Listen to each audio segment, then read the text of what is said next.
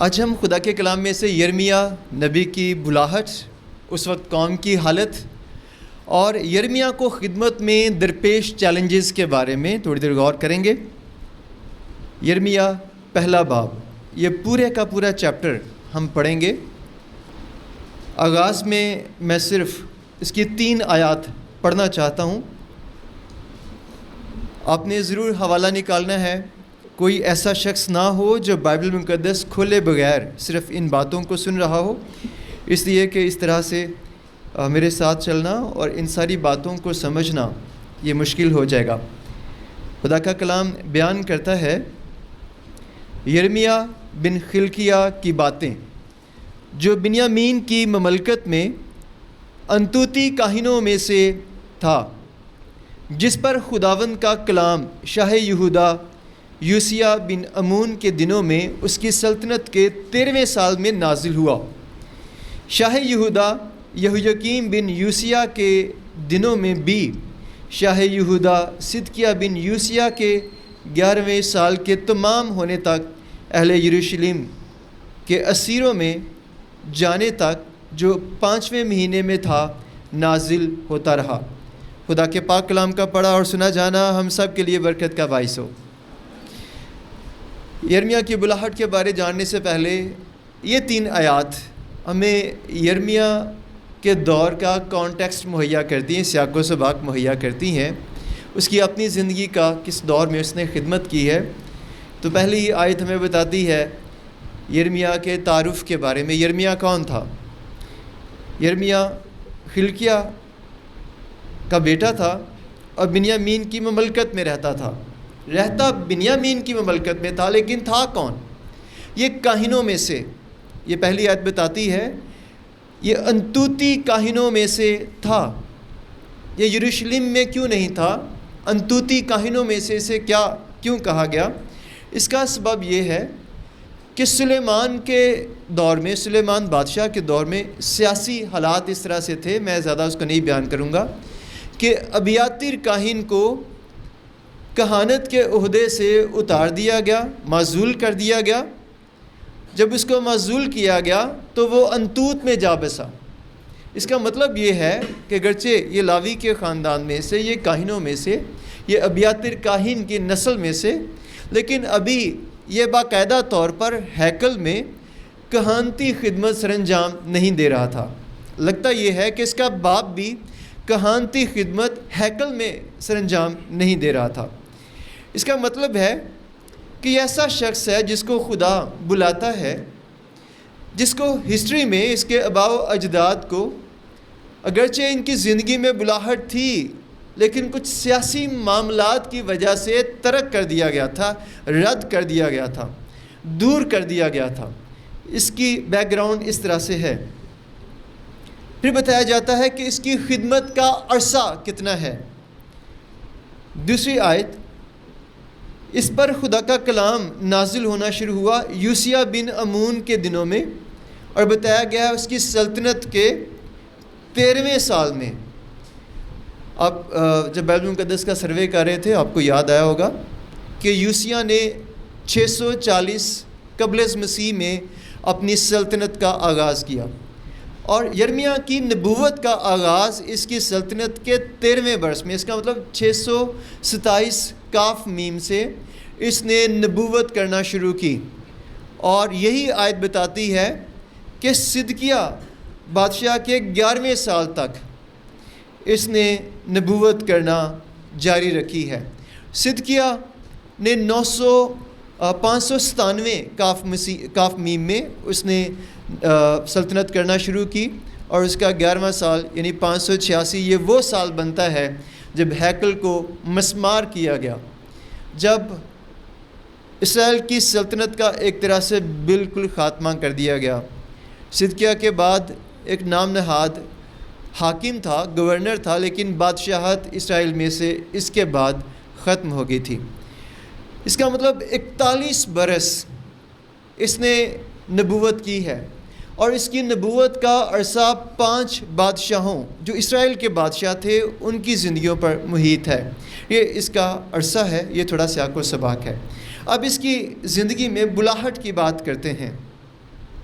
میرے ساتھ دیکھیے چوتھی آیت، 5ویں آیت، یہ دونوں آیات ہم پڑھیں گے۔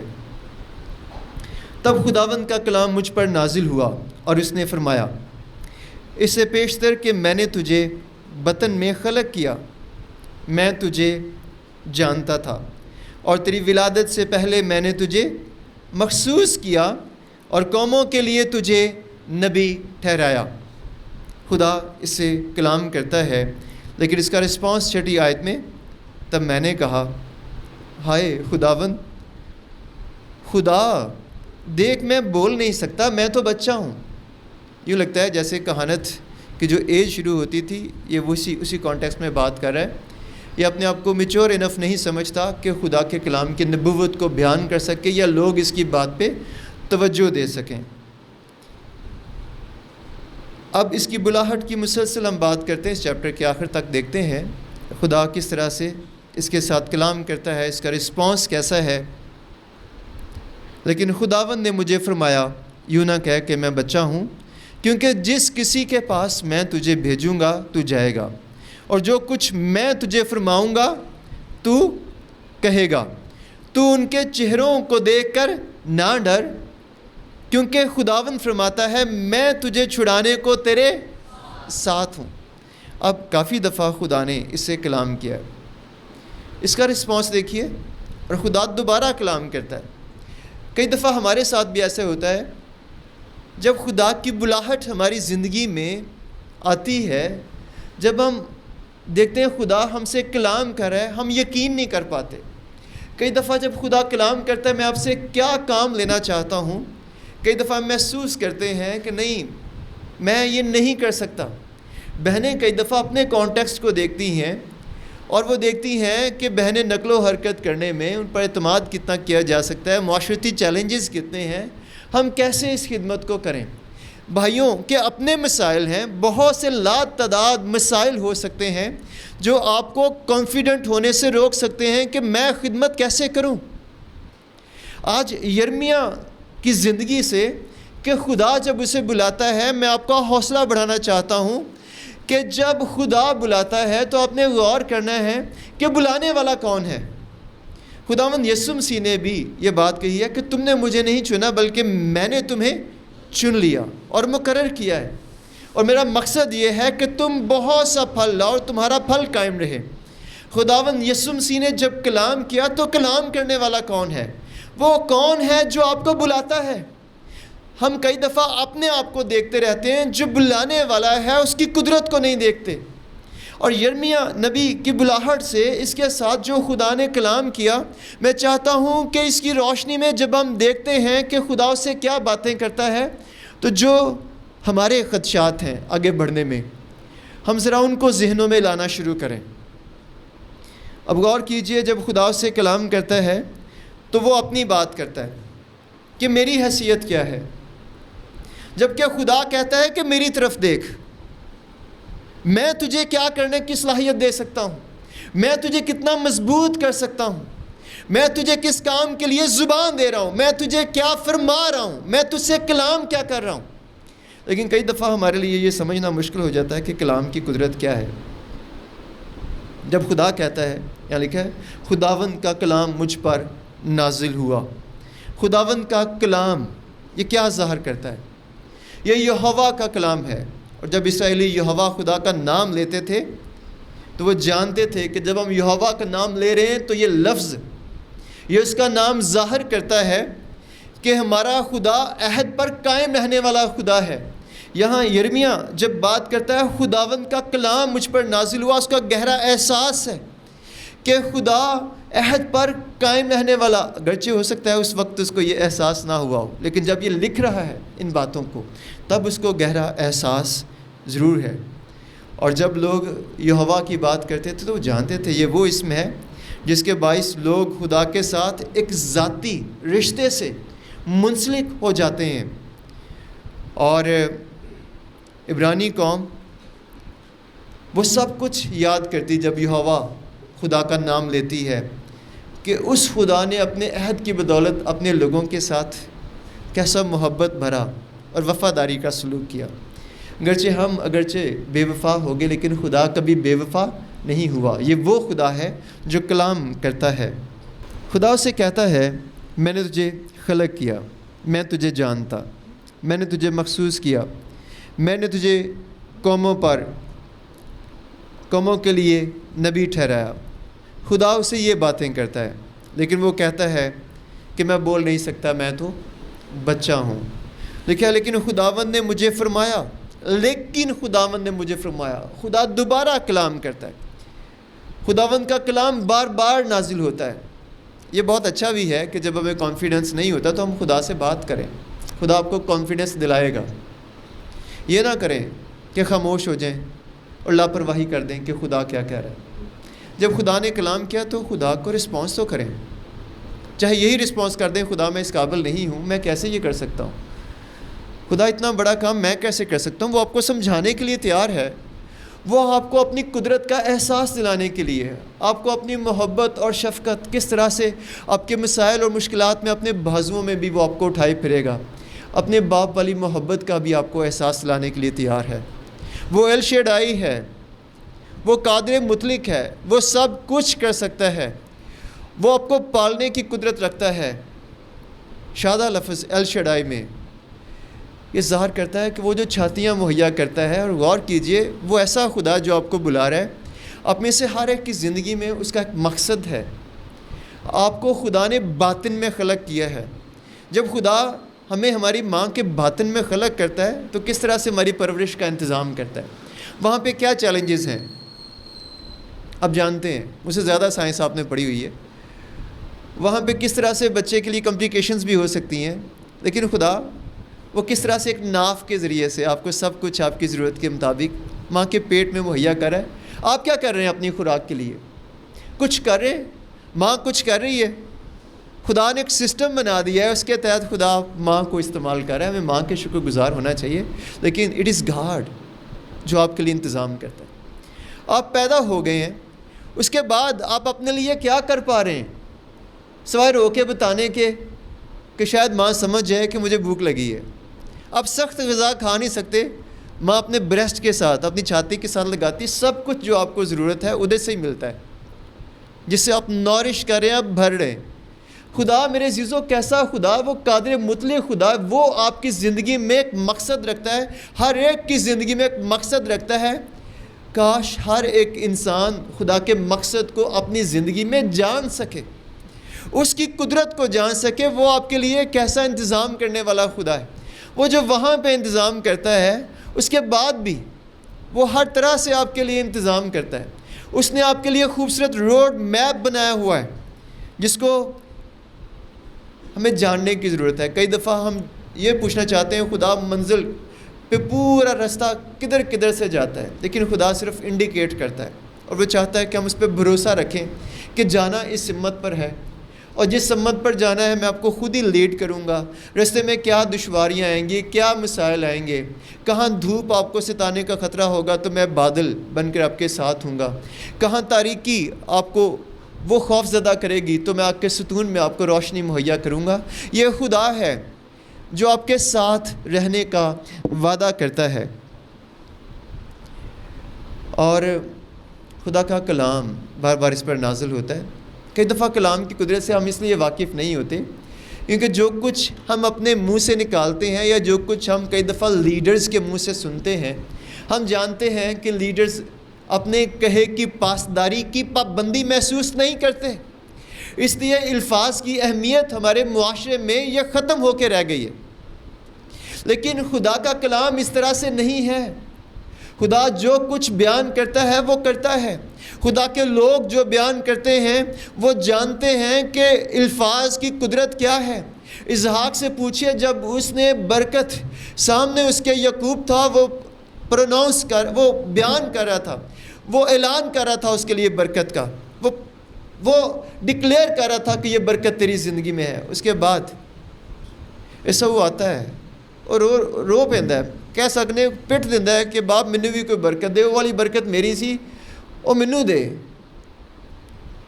اسحاق کہتا ہے کہ میں نے جو اپنے منہ سے برکت کو بیان کر دیا تو کر دیا، اب وہ لوٹ نہیں سکتی، اب وہ کلام جو اس کے لیے کر دیا وہ بدل نہیں سکتا۔ یہ خدا کا نبی، یہ خدا کا بندہ، اس کا ممسوخ ہے، جو خدا کا کلام بیان کرتا ہے وہ کہتا ہے بدل نہیں سکتا۔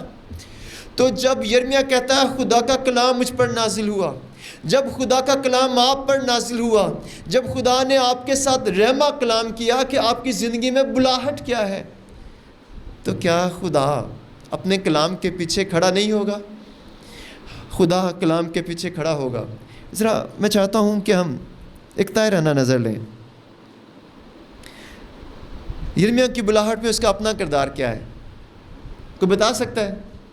مینوں کوئی نہیں لبدا، لیکن ہمیں یہ نظر آتا ہے کہ اس کی بلاہٹ میں ٹوٹلی کردار یہ خدا کا ہے جس نے اس کو چنا ہے، اور یہ ان باتوں سے ظاہر ہوتا ہے۔ غور کیجئے، میں 4 آیت میں لوٹتا ہوں۔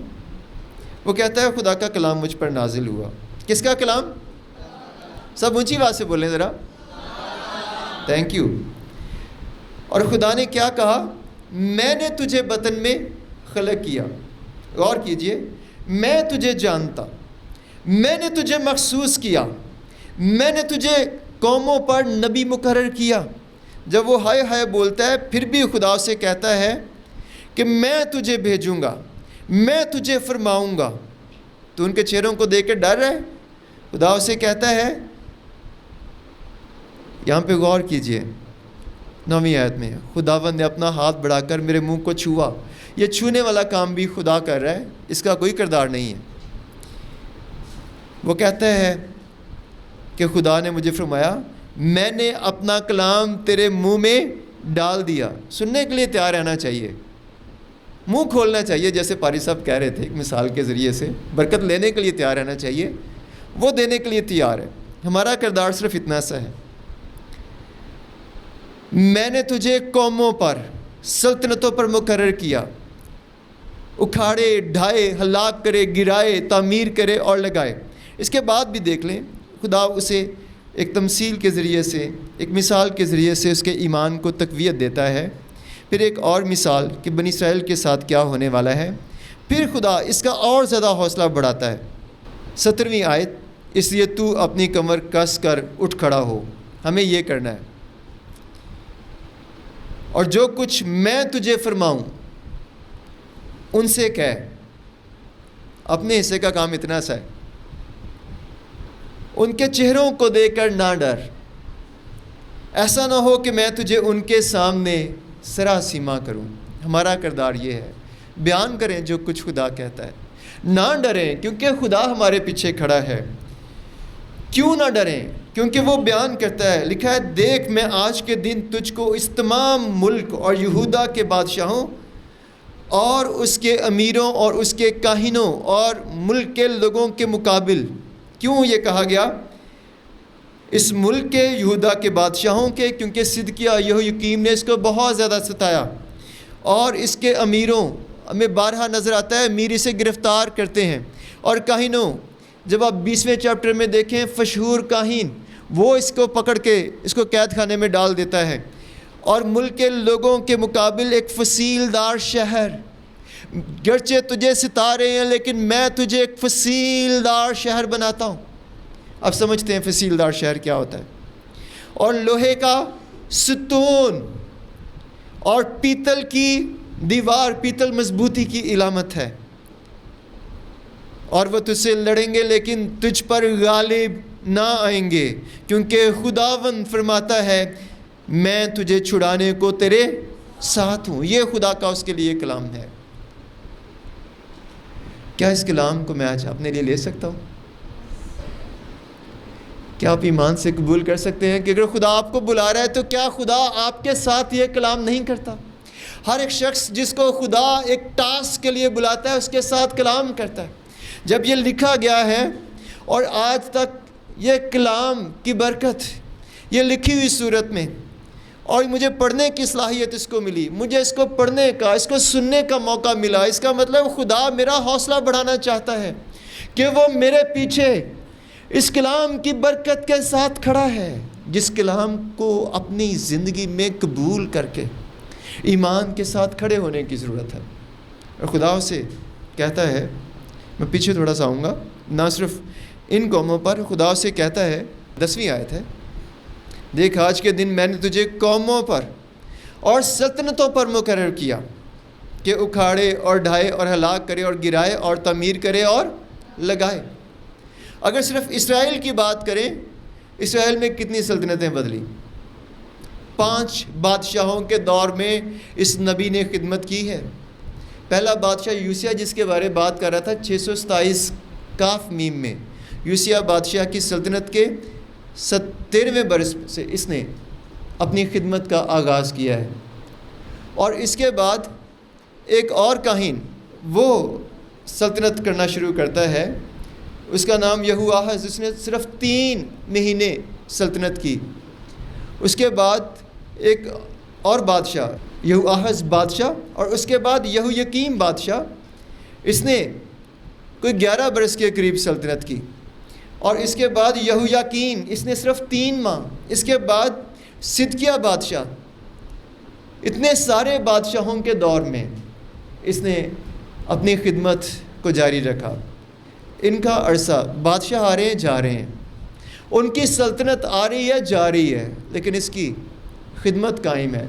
اس کا نبوتی خدمت کا عرصہ وہ طویل ہوتا جا رہا ہے، اگرچہ ہر بادشاہ اس کو ستا رہا ہے۔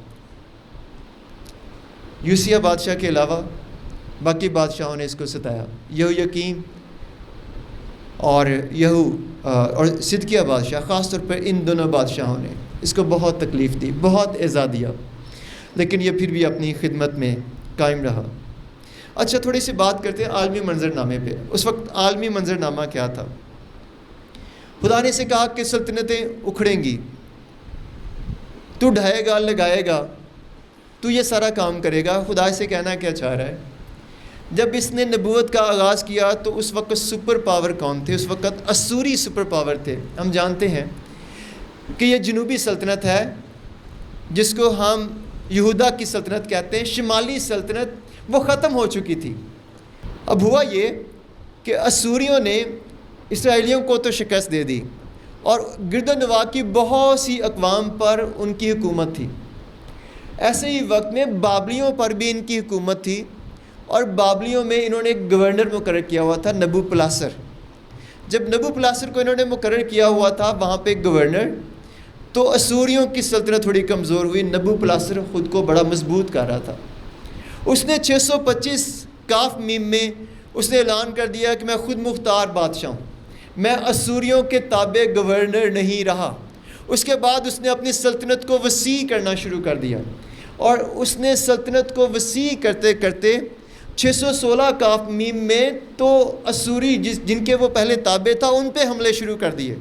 ادھر سے مادی فارسی وہ بھی مضبوط ہو رہے تھے، انہوں نے بھی 614 میں ان کے ایک شہر، اسوریوں کا ایک بڑا مقدس شہر تھا اشور، اس پہ حملہ کیا اور اس کو برباد کر دیا۔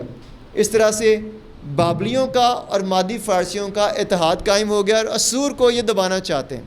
اسوریوں کی مصریوں کے ساتھ اچھی تھی، یہ بڑی زبردست سلطنتیں تھیں۔ ایک طرح سے دھڑے بندی یہ عالمی منظر نامے میں شروع ہو چکی تھی۔ اب اسوریوں کی سپر پاور ختم ہو گئی ہے اور سپر پاور بابلی بن گئے، لیکن خدا کا خادم یہ خدمت کرنا جاری رکھتا ہے۔ اور اگرچہ یوسیہ بڑا اچھا یہ بادشاہ تھا، آپ سلاطین کی کتاب میں اور تواریخ کی کتاب میں اس کے بارے پڑھ سکتے ہیں، لیکن اس کی سلطنت کا خاتمہ 609 کاف میم میں ہو گیا، جب مصری بادشاہ، مصری فرعون نکوا، وہ بابل سے لڑنے کے لیے جا رہا تھا، تو رستے میں اس نے اس کو روک لیا تاکہ اسور کی یہ مدد کر کے بابلیوں پہ حملہ نہ کرنے پائے۔ جب اس نے روکا تو یوسیہ بادشاہ اس جنگ میں مارا گیا، اور نہ صرف مارا گیا بلکہ اس کے بعد انہوں نے اپنی مرضی سے یہوآہاز کو بادشاہ بنا لیا اسرائیلیوں نے، لیکن اس نے یہوآہاز کو صرف 3 مہینے کے اندر اتار کے تو اپنا ایک ڈمی بادشاہ مقرر کر دیا جس کا نام یہویکیم، اور پھر اس سے جزیہ لینا شروع کر دیا۔ ابھی 4 سال ہوئے تھے کہ نبوپلاسر کے بعد اس کا بیٹا نبوکد نظر، جس کا اب 12 ذکر پڑھتے ہیں، وہ پھر عالمی منظر پر سامنے آتا ہے۔ اس نے اسرائیلیوں پر حملہ کیا، مصر بھی نہیں بچا سکا، اور اس دور میں تھا کہ دانیل اور اس کے ساتھی یہ اسیر ہو کر چلے گئے۔ اس طرح سے پہلے یہویقیم بادشاہ یہ اسوریوں کو جزیہ دے رہا تھا، اب اس نے نبوکدنضر کو جزیہ دینا شروع کر دیا، اس کی فرمائشیں پوری کرنی شروع کر دی، اور 598 میں جب اس نے جزیہ دینا بند کیا تو پھر دوبارہ سے حملہ ہوا، نبوکدنضر آ گیا۔ اس وقت بھی کچھ لوگ اسیری میں چلے گئے۔ یہویقیم کو کہا گیا تھا کہ ایسا نہ کر، یرمیاہ نے نبوت کی تھی، اس نے ایک نہ مانی۔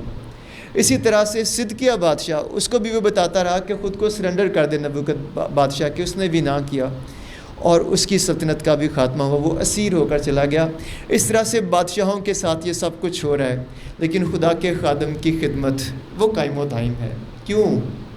کیونکہ خدا بادشاہوں کے پیچھے نہیں کھڑا تھا، خدا اپنے نبی کے پیچھے کھڑا تھا، خدا اپنے خادم کے پیچھے کھڑا تھا۔ خدا کا وعدہ ان بادشاہوں کے ساتھ نہیں تھا، خدا کا وعدہ ان لوگوں کے ساتھ تھا جو اس کا کام کریں، جو اس کی باتوں کو بیان کریں، جو اس کے کلام کو آگے لے کے پہنچ رہے ہیں۔ اس لیے میرے عزیزو، آپ وہ لوگ ہیں جو خدا کے خادم ہیں، اور خدا آپ کو اپنے جلال کے لیے استعمال کرنے کو تیار ہے۔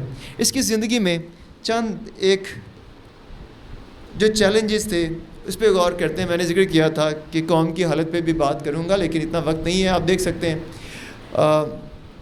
میں اختصار کے ساتھ ذکر کر دوں گا۔ جب آپ اس چیپٹر کو پڑھیں گے تو آپ کو پتہ چلے گا کہ یہ اپنے ہمسائے کے ساتھ یہ دیانتداری نہیں کرتے۔ ہمسائیں دی بیویاں تے بھی بری نظر ہے، جب آپ اس کو پورا پڑھیں تو یہ بھی نظر آتا ہے، یہ بہت بڑا گناہ۔ اور اس کے علاوہ بہت سے اور گناہ، جن میں ہر ایک اونچے درخت کے نیچے انہوں نے غیر معبودوں کے جو دیوتا ہے ان کے لیے مذبح بنائے ہوئے جگہ جگہ پہ، یہ بھی ان کی زندگی میں گناہ۔ ایمان ان کی زندگیوں میں خدا پر نہیں ہے، یہ بھی گناہ ہے۔ دوسرے معبودوں پہ بھروسہ ہے، یہ بھی گناہ۔ دوسرے چیپٹر کو جب آپ پڑھیں تو پتہ چلتا ہے کہ انہوں نے، خدا کہتا ہے انہوں نے ایک نے دو بدیاں کی ہیں۔ پہلی بدی کہ انہوں نے آب حیات کے چشمے کو ترک کر دیا اور اپنے لیے شکستہ حوض کھودے ہیں جن میں پانی نہیں ٹھہر سکتا، یعنی اور معبود جن سے تھوڑی بہت آس ہوتی ہے، اچھا اس سے یہ کچھ مل رہا ہے، بظاہر نظر آ رہا ہے اتنا بڑا حوض، جبکہ وہ شکستہ ہوتے، ادھر دھیان ہو گیا۔ اور جو آب حیات کا چشمہ دھیرے دھیرے سے بہہ رہا اور ہر ایک دن کی ضرورت کو پورا کر رہا ہے ان کی، اس کے وعدوں پہ ان کا بھروسہ نہیں تھا، یہ بھی ان کا گناہ تھا، اور بہت سے گناہ ان کی زندگی میں۔ لیکن یرمیاہ کی زندگی میں جو چیلنجز ہے، جو آپ کی ضرورت ہے، میں اس کا تھوڑا بیان کرنا چاہوں گا۔ 20واں چیپٹر نکالیے یرمیاہ نبی کا صحیفہ، یہاں پہ کاہن کا حال سن لیں۔ اس وقت فشہور بن امیر کاہن، 20واں چیپٹر اس کی پہلی آیت بتاتی ہے، جو خداوند کے گھر میں سردار ناظم تھا، یرمیاہ کو یہ باتیں نبوت سے کہتے اس نے سنا ہے۔ تب فشہور نے یرمیاہ نبی کو مارا اور اسے اس کاٹ میں ڈالا جو بنیامین کے بلائی پھاٹک میں خداوند کے گھر میں تھا۔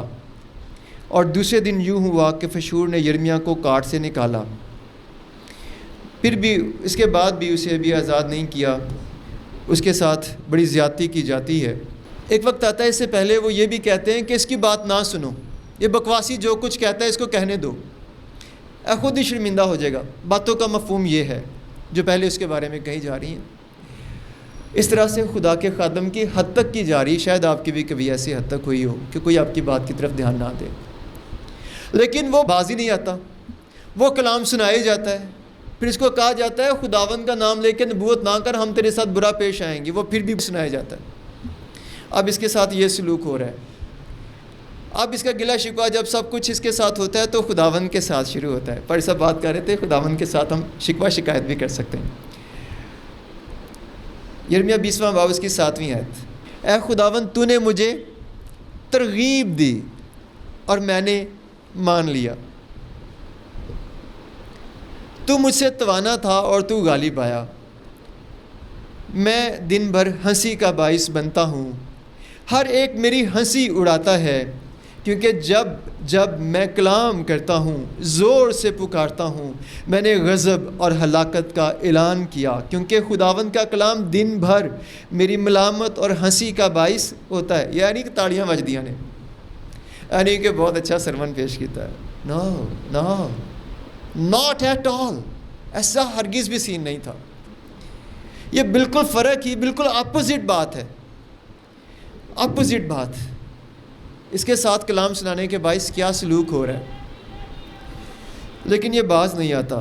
یہ کہتا ہے خداوند تو نے مجھے ترغیب دی، خداوند تو مینوں ہلا شری دین والا. کئی دفعہ تو ہلا شری اچھے مفہوم چھندی نا، کچھ لوگ ہی ہتھل دے نے، تو کر لا میں تیرے پیچھے کھڑا، بعد پیچھے کوئی نہیں ہوندے، مروا دیں نے. لیکن خداوند ترغیب دیتا ہے، ہلا شری دیتا ہے، پیچھے کھڑا ہوتا ہے.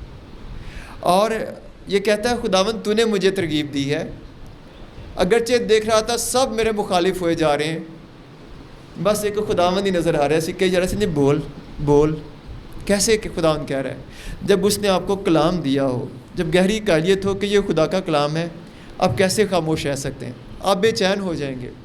آپ جانتے ہیں خدا آپ کا خالق ہے، آپ خدا کے خادم ہیں. یہ کیسے ہو سکتا ہے کہ آپ وہ بات نہ کہیں جو خدا کہہ رہا ہے، چاہے اس کے لیے لوگ آپ کی مخالفت کریں؟ یہ کیسے ہو سکتا ہے کہ آپ بے انصافی کی بات کریں؟ یہ کیسے ہو سکتا ہے کہ آپ فضل کی بات نہ کریں، آپ خدا کے کلام کی برکت کی بات نہ کریں، آپ معافی کی بات نہ کریں، آپ توبہ کا اعلان نہ کریں، آپ لوگوں کی مدد نہ کریں کہ اپنے گناہوں کا احساس کر سکیں؟ یہ کیسے ہو سکتا ہے جب خدا آپ کو ترغیب دے رہا ہے؟ اور یہ پھر بات کرتا ہے کہ پاویں میں دن بھر ملامت اور ہنسی کا باعث رہتا ہوں، کہتا ہے اور اگر میں کہوں کہ میں اس کا ذکر نہ کروں گا، نہ پھر کبھی اس کے نام سے کلام کروں گا. خیال آندہ بھی ہے اینی مصیبت سے کیوں پینا ہے، لیکن مشکل کی ہے. اگلی آیت پڑھیں ذرا، میرے ساتھ پڑھیں، ہم سب مل کے پڑھیں گے.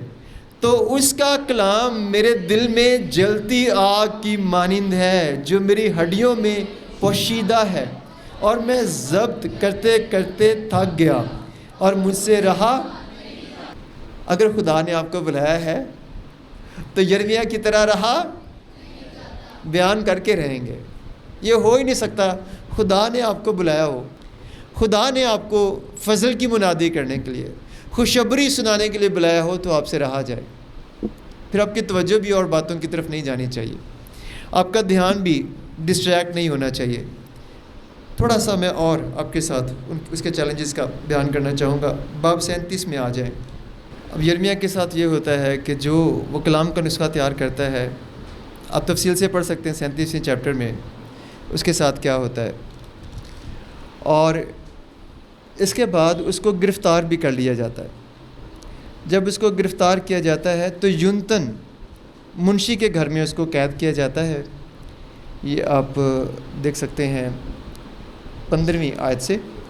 اور اس کے بعد نہ صرف اسی قید میں اس کو رکھا جاتا ہے، بلکہ 38واں چیپٹر بتاتا ہے کہ یرمیا کو کیچڑ کے حوض میں پھینک دیا جاتا ہے، اور اگر کچھ دیر وہ رہتا تو وہاں پہ مر جاتا.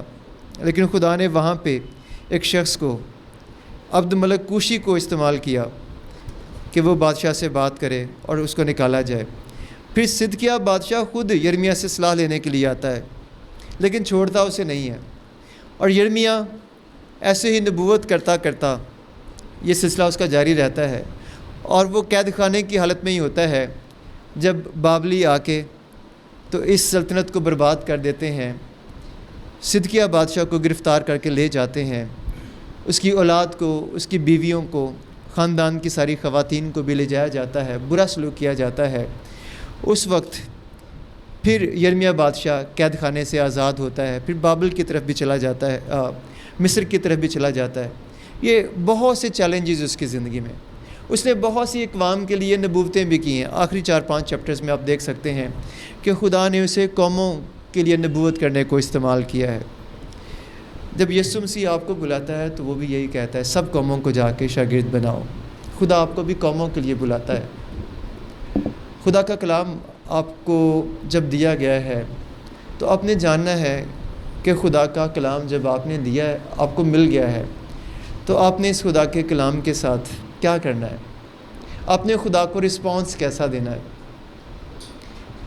خاموشی کے ساتھ بیٹھ جانا ہے، یا جو بھی خدشات ہیں وہ آپ خدا کے سامنے بیان کرنا چاہیں گے؟ جب آپ بات کریں گے خدا آپ کے سارے خدشات کو دور کرے گا. ضرور بیان کیجئے، رکیے گا نہیں، بیٹھیے گا نہیں. جتنے بھی آپ ستائے جائیں، خداوند کا وعدہ آپ کے ساتھ ہے. اس نے یرمیا کو بچاتا رہا. نہ بھی بچاتا، اس کی زندگی کا آخر کچھ بتاتے بھی ہیں کہ اس کی زندگی کے آخر میں پھر بھی وہ شہید کیا گیا، ایسی کچھ روایات ہیں بھی، لیکن تو ابھی اس نے اپنا عرصہ بخوبی مکمل کیا ہے اتنے بادشاہوں کے دور میں۔ 41 برس تو یہی بادشاہوں کے دور میں، اس کے بعد بھی وہ زندہ رہا، خدمت کرتا رہا، نبوت بھی کرتا رہا، اس کی خدمت کا عرصہ بہت وسیع۔ جب تک آپ اپنا کام پورا نہیں کر لیں گے جو خدا نے آپ کو دیا، کوئی آپ کو مار بھی نہیں سکتا، لیکن ہم نے دانش مندی کے ساتھ اس کی خدمت کرنی ہے۔ اس ملک میں رہتے ہوئے بہت سے چیلنجز ہیں، ہر طرح کے چیلنجز ہیں، مختلف پہلوؤں میں چیلنجز ہیں، لیکن ان سارے چیلنجز میں وہ کون ہے جو ان چیلنجز کے باوجود آپ کو سنبھال سکتا ہے؟ وہ آپ کا خدا ہے۔ آئے اپنی آنکھوں کو بند کریں اور اس خدا کے لیے جس نے آپ کو بلایا ہے شکر گزاری کریں، اور اسے بتائیں خدا میں رسپانس کرنا چاہتا ہوں یا کرنا چاہتی ہوں۔ آپ اپنے آپ کو قابل نہیں سمجھتے تو بھی اس کو بتائیں ضرور اس کو۔ میرے بھی ایسے تجربات زندگی میں ہوئے ہیں، ابھی وقت نہیں کہ ان کو بیان کیا جا سکے، لیکن خدا نے حوصلہ بڑھایا ہے۔ یہ اچھا ہے کہ ہم خود کو دیکھیں تاکہ ہم عاجز رہیں اور اس کو جلال دیتے رہیں۔ یہ اچھا ہے کہ ہم خود کو بھی دیکھیں اور اس کو بھی دیکھیں اور اس کی تعریف، اس کی مدح سرائی کرتے رہیں، اس کی شکر گزاری سے ہمارا دل مسرور رہے۔ جتنا دور تک آپ آ چکے ہیں شاید اتنی دور تک آنے کا بھی آپ نے کبھی سوچا نہ ہو۔ جو آپ کو یہاں تک لے آئے وہ آگے بھی آپ کی رہنمائی کرے گا، وہ آگے بھی وفادار رہے گا۔ وہ کل اور آج بلکہ اب تک یکساں خدا ہے